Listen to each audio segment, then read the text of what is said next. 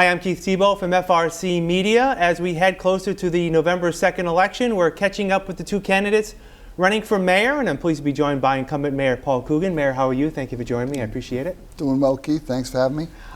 You know, 2 years ago when you were here, you were a challenger. You were facing an incumbent.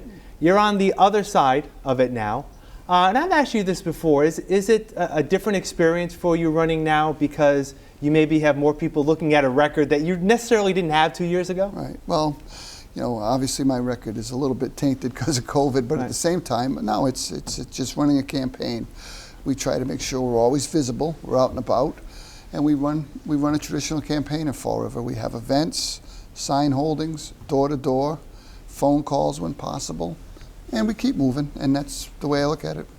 You know, there were a lot of mayors across Massachusetts and across the country that had to deal with COVID last year and were up for election even this year, that they just were worn out by it and said, boy, they may have been in longer than the 2 years you've been here. Right. Did you ever think at all about, not because of COVID, but just because of the grind of it all, of not running? No, we knew we were going to be definitely going for re-election. COVID was something that was dropped in our lap, and thank God we have a good team around us that helped us, and we kept in constant contact with Beacon Hill and the state leaders. Karen Polito's been fabulous, and Charlie Baker. They all pitched in and kind of gave us guidance on how to handle it. So it was just something that was in the job in front of me at that time, and we had to work our way through it. And that's what we do with every issue. Sometimes you have ones you expect, and sometimes you have ones you don't. You know, I spoke to you back in March. We did a special 1 year after COVID had started. And obviously no one could have prepared for that. But how difficult was it for you, or maybe it wasn't because you had to shift gears so quickly, that you had a plan when you came into office in January of 2020, and then you literally had to take the book and throw it aside. Right. You know, during last year, how difficult was it to say, okay, we've got to focus on COVID, but now, okay, with things looking the way they are, let's try to move other issues back? Well, COVID hasn't left us. Right. You and I were just talking about it before I got on the air about the timelines for Bristol Community College to open, and I was just on the phone with Karen Polito on the way up here trying to get some Pfizer vaccines into the city for the schools. So it hasn't gone away. It's diminished, but it's not gone away. We still work on it all the time. Tess was in the office yesterday. There's always issues. There's always positive tests, and regretfully, people are still passing away, not like it was during the surge times, but we still work on it. Transitioning to the other duties, they're fit in between COVID and anything else we have to work on. We make sure we stay on top of our street construction, our schools, our public safety, in no particular order, but we try to make sure we have a finger in everything, and Tim McCoy's been down there helping with that for a while, and obviously the whole team does a great job. So we keep moving, and the city's doing very well right now. You know, other than COVID, in terms of priorities over your first two-year term, is there one thing that you're proud of in terms of the other issues that you've been able to accomplish in the first 19 months? I think some of the infrastructure stuff, we tackled some streets that had been long neglected in Fall River: Stafford Road, Albert Street, Dwelly, Globe, President Avenue. So these streets, just for whatever reason, had been left in tough condition. It's probably always financial, because there isn't a mayor that doesn't want to repair streets if possible. But we also tackled some streets that have been untouched for 10 or 12 years, like Whitefield or Evelyn's Way. These were projects that never got a top coat. They were always in a binder forever. So we finished them up, and those neighborhoods are appreciative, and we're going to keep going. Our first move on ARPA will be water and sewer, which will then include street repairs, coordinating with the gas company. So we have a lot more streets to do, and we're going to keep going. Past few weeks, as we're recording this, by the way, if you're watching, we're about the middle of October. As a matter of fact, right smack dab. It's October 15th when I'm speaking to the mayor. There's been concerns about the city budget this year in terms of using some of that ARPA money for one-time expenditures this year. I talked to you about it earlier this week. You know, Council Ponte has said that the city's in a dire financial situation with potential deficits. Will there be a deficit this year in the city budget? Not this year. There will not be a deficit, and I'm hoping not any going forward. We're able to plug gaps as we go along. This year, I'm pretty sure we're in good shape. But ARPA money was given to the cities to plug gaps. That's what they gave us the money for. We're only using the regulations that were spelled out from the U.S. Treasury and from the frequently asked questions or the interim rule. We are following the regulations on how to use the money. Going forward is where we have to build, and those are where the decisions come forward. We obviously campaigned hard to get Durfee built, but that came at a price of what they call a debt exclusion, where we're going to have to assess taxpayers a fee or increased tax for the building. Now, what we're trying to do is look for ways to minimize the hit on that. We have not completely come to the end of that. There is still some provisions in ARPA that we're looking at, and in conversations with Beacon Hill and federal, the infrastructure bill on the federal level. How will it piggyback with the infrastructure bill on the state level? Where will the money go? Will it go to increased local aid? Will it go to projects? We're going to find out, but you don't have all the answers today. These budgets are very, very fluid. What you plan for today might not be what's there tomorrow, as is what happened in the preliminary election of the last campaign when Jazel pulled out the $2 million from the purple bags. That was a hit to the budget that was absorbed, but it's still there. Those budget hits are substantial like that. They go on. But right now there is no deficit. Right now going forward, we have plans to plug any deficits going forward using whatever combination we have of cuts, increased revenues, or ARPA money.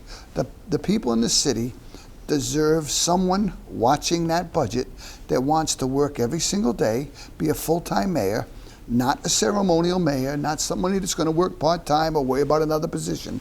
Our focus is on that budget, on the city of Fall River, and that's where we're going to keep it as long as I'm in office. I'm not looking for anything else other than to do the best job I can for the residents. You know, you said that budgets are fluid and things can change, in either direction, in a positive direction for this and the negative direction. Can you make a pledge right now that this fiscal year you will not institute the debt exclusion at all? This year? Yeah, this current fiscal year. Because that's been, some people have said that, well, the mayor can implement the debt exclusion this fiscal year to close any gaps. Just so I'm clear, the budget... 22. July 1 of 23. Prior to that, you're saying put it in now? Yes, some people have said that. Not happening. No. Okay, That's not going to happen. Not happening. Okay, perfect. I just wanted to be clear. I don't want you to say... The current fiscal year we're in right now, between July now and June. I have never heard that, though, Keith. That's a first, but I do hear most of the stuff, but I have not heard that one. Well, there are some people that, and I think even Council Ponte has said that one of the options for you is to implement the debt exclusion earlier than fiscal year 23. No, well, you look at what Councilor Ponte talks about. He talks about layoffs. There are none. He talks about the debt exclusion. If that's accurate, what you're saying, that's not coming.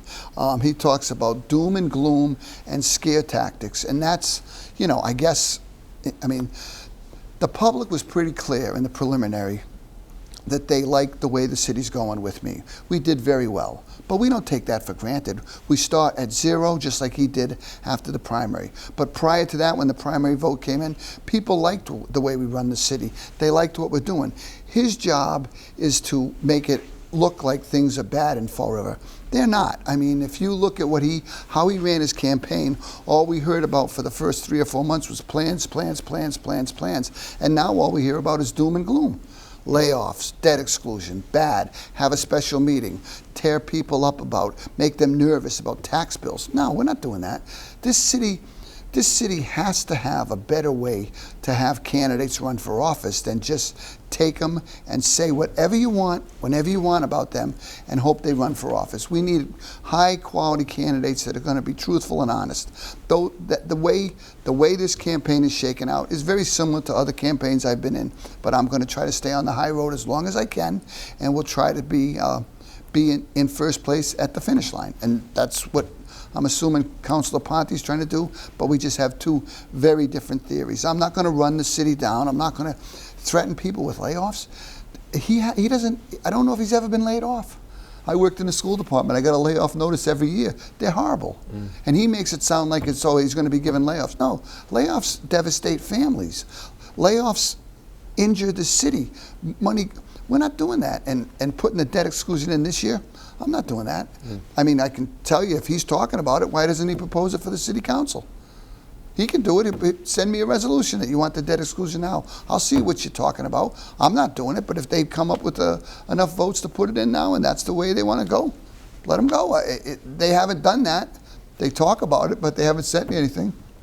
One final question in terms of budget. Are you any closer to coming out with your plan on how to use the ARPA money? You talked about water and sewer projects. Well, I think we have a few solids, like water and sewer, and a program called Compass for public safety. We may expand that a little bit, but I believe next week we may have an announcement on some of the first uses of the money. People have to remember that across the country, if you look at the amount of ARPA money that's gone out, it's very, very minimal. Every city and town is doing the same thing, holding, because there's a series of things in the background. The federal infrastructure bill, the local states that all received ARPA money, what are they going to do? So people are trying to be cautious. They don't want to rush out and buy 4 things when if they waited a little longer, they may be able to get 7 or 8. Right. Public safety, during your tenure, you appointed Police Chief Jeffrey Cardoza. He's been in for about 1.5 years now. How do you view the state of the public safety? Let's start with police. Crime is up a little bit. I interviewed the chief a couple of weeks ago, up about 2%. Shootings, unfortunately, higher than they were over 2020. How do you view what you can do for public safety in your next 2 years? What we can do is support the guys, the patrolmen, major crimes, all the uniform divisions. We want to make sure we support those guys. And we're looking for ways to do that right now, both with ARPA money and with city money. Crime, if you look at the proposal we're going to float next week, additional cameras. I think cameras are a good deterrent to crime. I think getting the police out in the neighborhoods. We just bought more bikes for them, so they're on bikes instead of being in a car. There are things you can do. Mental health issues. We've been talking about having a mental health team. We have a little bit of a trial balloon being floated with Nikki Fontaine down there going out to calls. But you look at what's going on with crime across the country. Shootings are up across the country. It's not just Fall River.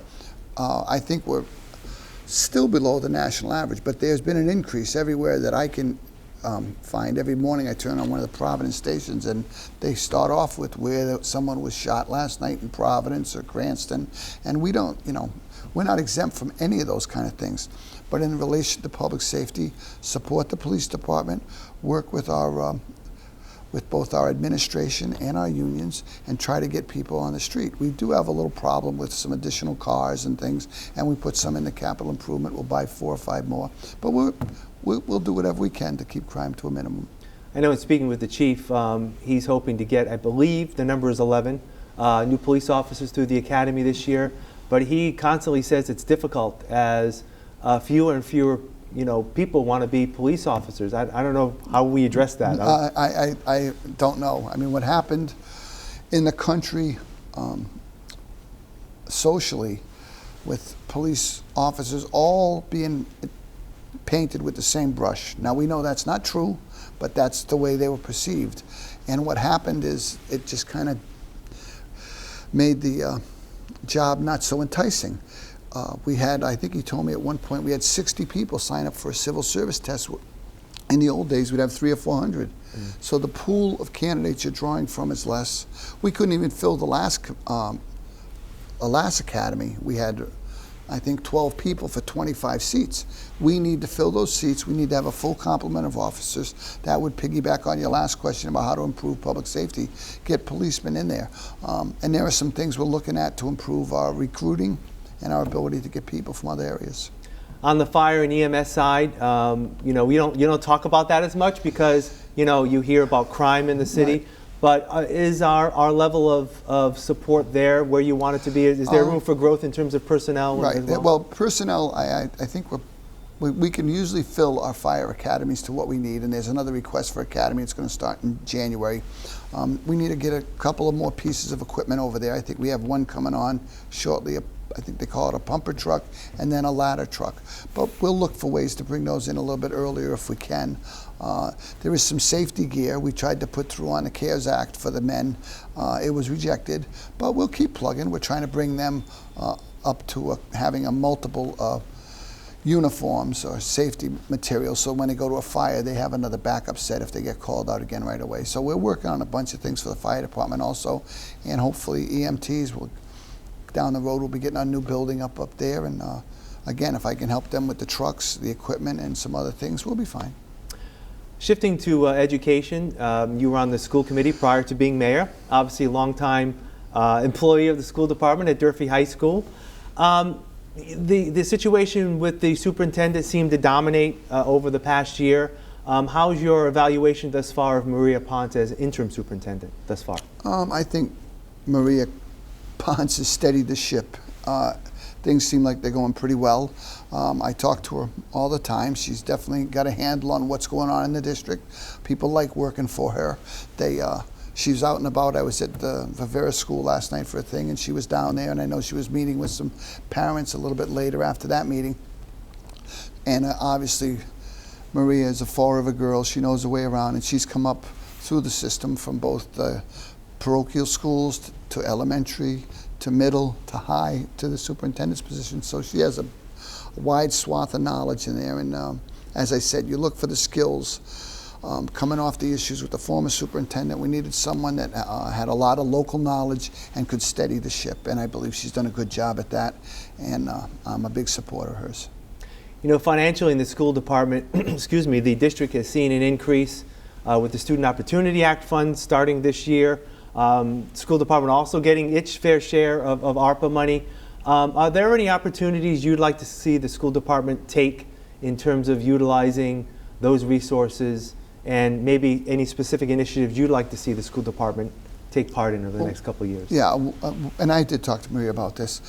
I think what happens in schools is, and I was there forever, a standardization of curriculum to a point. I would like to see, sometimes what happens is we have a student at Viveris and they transfer over to Fonseca, but they're not at the same place on the timelines for the work that's being done.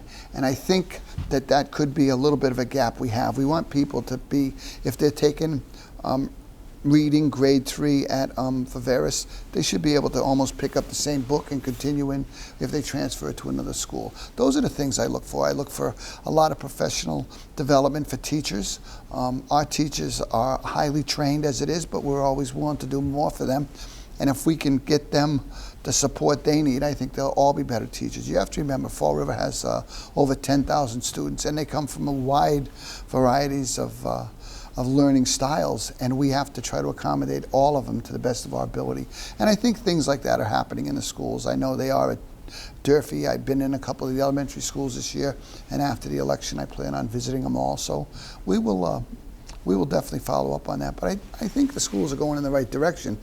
The only thing that we've ever seemed like we've gotten hit on is mostly our attendance and our scores. When I look for weaknesses, that's where I see. I think the rest of it, we're plugging along pretty good. Yeah, there's also been talk about expanding PreK education. Is that something that could be looked at as well? Well, that's been on the table for a while. Yeah. We're looking at ways to try to accommodate that without, like, Fall River has a traditional wide group of providers of PreK, the Boyd Center, right. Head Start. Are we going to wipe them all out? I don't know. I think we have to find some kind of a combo method to make sure we get kids the services and the placements they need, working in a conjunction with all those groups. I had a meeting with them, I guess about a month ago, and they told me their concerns, and I know I'm a big fan of PreK, but again, the cost involved is a lot of one-time money, so we got to be careful. Education leads to opportunities, obviously, for all our students in Fall River in terms of getting jobs. You know, during the past 18 months, it was difficult for, as you mentioned, the city to get some of its initiatives. But in terms of economic development, we're seeing some initiatives like the Bank Street Armory and other opportunities to grow opportunity here right. in Fall River. Talk about how you'd like to grow upon those issues. Well, those are like downtown, economic development projects that are going to make the downtown more walkable, more livable, and they can feed other businesses in the area and bring some life back to downtown. We need to get more people living in there. I toured the old Bristol Community College on I guess, Tuesday with Alan McCumber. It's gorgeous. I got some pictures I'll show you after, Keith. I was like, oh my God, this place looks great. And I think those are the kind of projects. He told me, just to show you how hot Fall River is as a real estate market, he put out the idea of having his 11 studio lofts up for rental. He got 200 requests for 11 spots. And that's good. That means the city's healthy. But in terms of economic development, you go up by toward Amazon. They have 1,200 employees right now. They're going to 1,600 for Christmas. There's a new company up there, a pharmaceutical company from India, Invigen. They are going to hire 50 people. They're the third largest pharmaceutical company in India. So expansion going forward is limitless if we can get them to like being in Fall River. Raw Seafoods is expanding along Innovation Way. I noticed that all of the businesses up there have signs out front looking for help, looking for help. There are jobs out there. We have to get people back into the workforce, back into a job they want to go to, doing something that they're good at, and then you'll see the economy really start to ramp up. You talk about downtown and the industrial park area. What about our other neighborhoods? You're about the Flint, the East Main. Well, how do you grow there? On the Flint is a challenge, and it's been a challenge for decades. We're doing an urban renewal plan for that right now, and if we can get some life into the Flint from storefronts, renovations, maybe some kind of facade program, rent incentives. There are things we can do, but we have to get more activity back to the Flint. If you look at Alden Street, where the Cornell mills are, and you come up to Curtin Lofts, that last big mill there has been sold. That's going to become storage on the, I think, bottom 2 floors, and maybe apartments going up. So that's going to bring more people to the Flint. But we have to develop more on Pleasant Street. Let's talk specifically about Pleasant Street. When I walked Pleasant Street right after I was elected, I think I counted 30 plus storefronts that are just vacant. It needs to be overhauled. If it involves taking some properties and either knocking them down or renovating them, the city may have to do that. And if we have to do that, we're going to do that. We want those people to live in livable, workable neighborhoods. And the Flint needs some attention, and we're going to get to it. You talk about livable neighborhoods. Rents in Fall River continue to go up. Everything's going up. We're in an inflationary period. What can a mayor do to try to make, obviously you can't tell the landlords what to do. You've talked about rent control not being something on your radar. But is there something that a city can do to help with the burden for people who are paying these high rents? Right. I mean, you look at, like I said in the past, Keith, Fall River is like 28-30% low, moderate housing, and we assist all that group. But what's happening in Fall River is prices are just jumping past the rents. I mean, on these properties. I had a 2-family across the street from me, a very, very nice piece of property. I think they put it on the market for $490. It sold for $5 1/4 for a 2-family. I'm like, holy moly! But what are the rents going to be to support that kind of a sale price? Fall River for far too long had 3 families at $100,000, $150,000, and people came here for the low rents. But prices are running away. We need to make sure salaries keep up with it. But in this inflationary spiral we're in right now, that's going to be difficult. There are jobs everywhere. As I said the other day, a friend of mine runs a restaurant. He was paying kids over the summer $20 to load the coolers an hour. I mean, that's $40,000 a year. I don't know. There's a lot of things going up, but controlling rents is a big, big challenge. And what's happening is a lot of traditional Fall River people are looking for rents other places, and that's going to be the challenge. How do we support them when possible with either maybe some kind of a voucher or something, if we can? But we have to be very careful, because we just had a bunch of vouchers come in that they wanted us to issue, but at the same time, they weren't even for Fall River residents. And I was like, wait a minute, I don't mind helping the people here, but I'm not going to give vouchers out so that someone can come from Fitchburg or Worcester or whatever. No, let's help Fall River residents. That would be my focus, Fall River first, and then we'll worry about the rest of the state. It seems like an issue that comes up for many campaigns in recent years is the opioid epidemic. Your office announced probably about a month ago a program where working with STAR and other organizations to work with police to be on the front lines, to train them. Do you think that'll make a positive impact? I'm thinking anything we do is a positive impact in that fight. I mean, working on another program right now with the Tomeo Center and Nikki Fontaine and to get some homeless people back into the workforce. There are things we're trying all the time. It's a real challenge, and as I said, some of these people have not only drug addiction, but they have mental health issues, and it is a real challenge. And you know, people say, well, just take them off of the streets. If that would solve the problem, I think every city in America would have done it yesterday.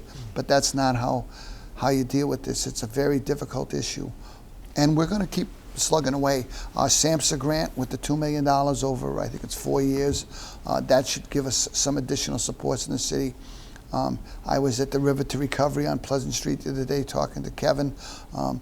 I asked him what kind of a percentage he had on people that were able to stay clean, and he told me it was 20 to 30%, and that's a good number going forward. It's a good base, so 3 out of 10. But that other 7, they got to come back, and they got to come back, and they got to get themselves in a position. There are a number of great programs in Fall River that are doing God's work to try to bring these people back to contributing members of society. It is a national problem. Again, I don't want to dump everything on the country, but a lot of these issues that we're talking about, they're here, but they're everywhere else also. Probably in the past year, I have observed what appears to be a strained relationship between yourself and the city council. In general. Mm-hmm. There are some councilors that I'm sure you have good relationships with, others not as much. Is that a problem, if reelected, that you hope to try to change next year? Of course. I mean, I figured what we'd have to do is bring them in individually and have a conversation with them. But right now, it is very strained. I think you've got a number of city councilors that are supporting the president of the council in his run against me, and he's using the council chamber for campaigning, and it's just not right. I mean, realistically, he probably should have stepped down and run and let the council do the work of the city. He should take care of what's best for Cliff Pont. But now they're calling special meetings. They want to send us down. They want us to bring these documents. This never happened before. I was on the phone earlier today with the financial officer. When the $2 million trash bag money went away, when Jazel Correa took it off the table and ended it in the recall election, there was no special meeting. There was no meeting about where's the money coming from. They kept right on going. So now they think that they have an opening in the deficit game, but that's not going to happen. They can have a meeting and talk to themselves. As far as I'm concerned, we're about running the city. We're about making the place a better place to live. I'm not worried about political gamesmanship. This is called running the city. If they were so concerned about a deficit or issues, I didn't hear about it in July, August, or September. But I'm hearing about it with 2 or 3 weeks to go, and I find that unbelievable. If they had legitimate concerns, they could have come in there anytime, called for an appointment. I would have met them wherever it's convenient for them, but they didn't. And now that it's down to the last few weeks of a campaign, everything's going to be in an uproar with chronic scare tactics and nothing but negative campaigning. And again, some of them support him, they're his friends, and that's the way politics work. But doing it in the council chamber is not the way to go. The things they've done lately are outlandish. The $30,000 sex offender registry grant, vote no on that? Who would do that? It doesn't make any sense other than political stuff. Vote to take legal action against the city. I was on the phone with one of the councilors the other day. I said, well, what did you do with that vote? Oh, no, we stopped. I said, well, did you make an announcement in the council that, hey, we're not going forward with legal action against the city? Of course not. They leave it out there like it's a problem. It's not a problem. It was never a problem for us, but they tried to make it a problem for the public. And those are the kind of gamesmanship things we don't need in Fall River. We need to do what's best for the residents and the city.